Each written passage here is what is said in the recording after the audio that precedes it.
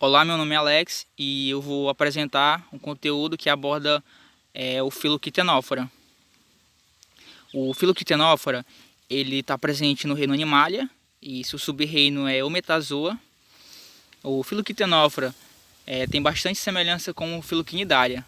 A princípio, esses dois filos eram um só, eles formavam um pequeno grupo chamado Celanterata, tá? Até que houve a separação dos filos. E o Celanterata atualmente está mais para quinidárias. Uma das semelhanças que tem entre eles é que nos quinidários algumas espécies apresentam um corpo gelatinoso, tá? Que é uma característica presente nos quitenóforos. Diferentemente dos quinidários, os quitenóforos eles são animais, são espécies exclusivamente marinhos, tá? Vivem nos oceanos e algumas espécies de quinidários não, habitam em águas doces. Há dois tipos de espécies do Philoquitenófora, que são espécies planctônicas e espécies bentônicas. Mas o que são essas espécies planctônicas e bentônicas? As espécies planctônicas são aquelas que habitam na superfície dos oceanos, tá? Elas habitam mais na superfície. Isso até facilita para eles se locomoverem ali na água, tá? Por conta de ondas, que auxilia bastante para facilitar, para eles se locomoverem. E as espécies bentônicas são aquelas que habitam mais nas profundidades. Uma curiosidade é que eles podem habitar numa profundidade de aproximadamente 3.000 metros. Ao todo, foram encontradas 150 espécies, tá? Em torno de 150 espécies. É um dado que, como nova descoberta de espécies, vai ser mudado. É um dado de 2015, esse. E outra diferença que há entre quinidários e quitenófora é que algumas espécies de quinidários eles formam colônias, tá? Como os corais, por exemplo. Já nos quitenóforos não. Eles não formam colônias, não são coloniais, são indivíduos solitários. O seu tamanho pode variar. Tem espécies de 1 milímetro que chega até 2 metros de comprimento. Eles apresentam como características principais organismos diblásticos. Tá? O que são esses organismos diblásticos? São organismos que apresentam dois folhetos embrionários. Um folheto embrionário externo e um folheto embrionário interno. O folheto embrionário externo chama ectoderme e o folheto embrionário interno chama endoderme. Agora, a característica principal deles é que eles apresentam em volta do seu corpo faixas de cílios, tá? Nos livros a gente encontra como fileiras de pentes ou fileiras de quitenos. Essas faixas de cílios é o que vai auxiliar para eles se locomoverem, né? Elas fazem ondulações ali pelo corpo do indivíduo, fazendo com que ele se locomova. No total, são 8 faixas em volta do seu corpo, são 8 faixas, tá? Eles apresentam simetria birradial, tá? Eles podem se dividir em metades. Eles não apresentam esqueleto rígido, sistema respiratório, circulatório ou excretor, tá? O seu corpo é todo gelatinoso. Do grego, quitenes significa pentes e ofora significa transporte, tá? Pentes para transporte, que é exatamente essas faixas de cílios, essas fileiras de pentes, tá? Que vão auxiliar no transporte deles, que vão auxiliar na sua locomoção. Há dois tipos de espécies, né? Que são espécies que contêm tentáculos e outras que não contêm tentáculos. As que têm tentáculos, elas apresentam coloblastos ali em volta dos seus tentáculos, né? Coloblastos que vão auxiliar na captura das presas. Uma curiosidade que tem nesses indivíduos é que eles apresentam bioluminescência, tá? O que é isso? A bioluminescência é a capacidade do corpo de produzir luz, tá?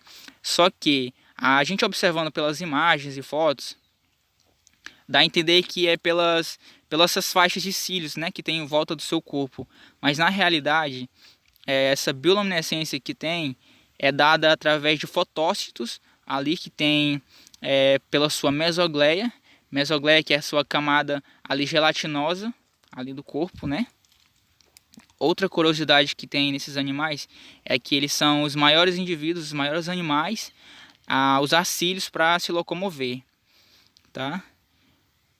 Do lado direito aqui da tela tem a imagem de um tentáculo. Esse tentáculo, como eu falei, ele é todo rodeado de coloblastos. Esses coloblastos, como eu falei, vão auxiliar na captura de presas, tá? E como que uma espécie que não tem tentáculo vai capturar a sua presa? Ele captura a sua presa da seguinte forma: diretamente da boca, tá? A sua estrutura funciona da seguinte forma: tem a parte superior, que é a parte boral, e a parte inferior, que é a parte aboral. Então, uma espécie que não possui tentáculo, ele vai capturar a sua presa diretamente da boca, tá?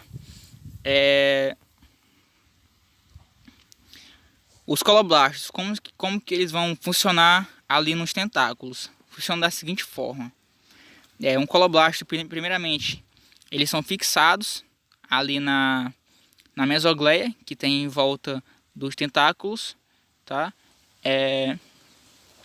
Eles têm uma parte, um filamento reto, tá? E um filamento que rodeia ali o reto, filamento reto, que é o filamento helicoidal.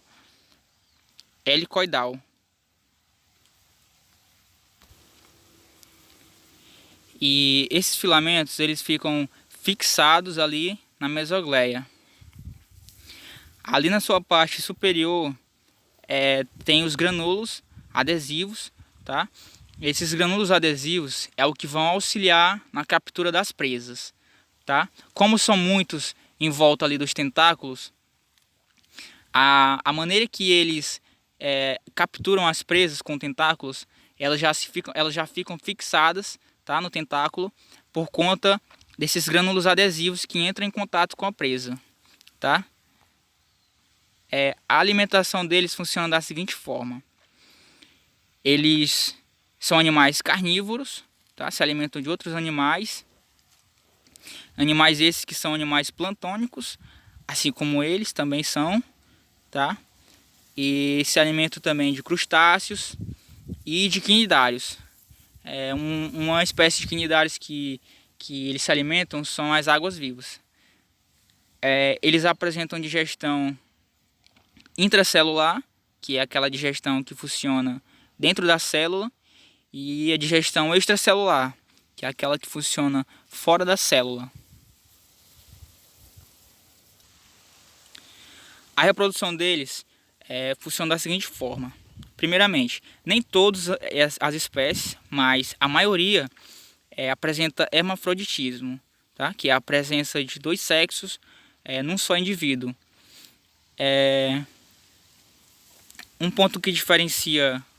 Um dos pontos que diferencia eles de quinidários é que algumas espécies de quinidários apresentam metagênese, tá? O que é essa metagênese? Um só indivíduo apresenta dois tipos de reprodução, que seria a reprodução sexuada e reprodução assexuada. Já no quitenóforo não, eles não apresentam indivíduos com não só indivíduo, reprodução sexuada e assexuada. Eles também não apresentam indivíduos sésseis, o que apresenta já nos quinidários, tá? Algumas espécies apresentam indivíduos sésseis. E como eu falo, as larvas, né, que eles produzem são livres e nadantes, tá? Não são fixadas nem no corpo, nem em algum lugar do oceano. São livres nadantes. Outro tipo de reprodução que eles têm são a reprodução sexuada, funciona pela fecundação externa. E como eu falei, as larvas que eles produzem são livres nadantes. O nome das larvas que eles produzem são Cidipídia. Outro tipo de reprodução é a reprodução sexuada, tá? Que funciona pela fissão do corpo parental, tá? Então, eles apresentam hermafroditismo na maioria das espécies, não apresentam metagênese e não são indivíduos sesses. Apresentam reprodução sexuada e assexuada. Tá? Basicamente esse é o conteúdo sobre o filo Quitenófora. É um filo relativamente pequeno em comparação aos outros, por conta da quantidade de espécies que há, tá, no mundo. Mas é um filo bastante importante a ser estudado e interessante de se aprender. Eu espero que vocês tenham entendido alguma coisa e, se dúvidas, podem perguntar.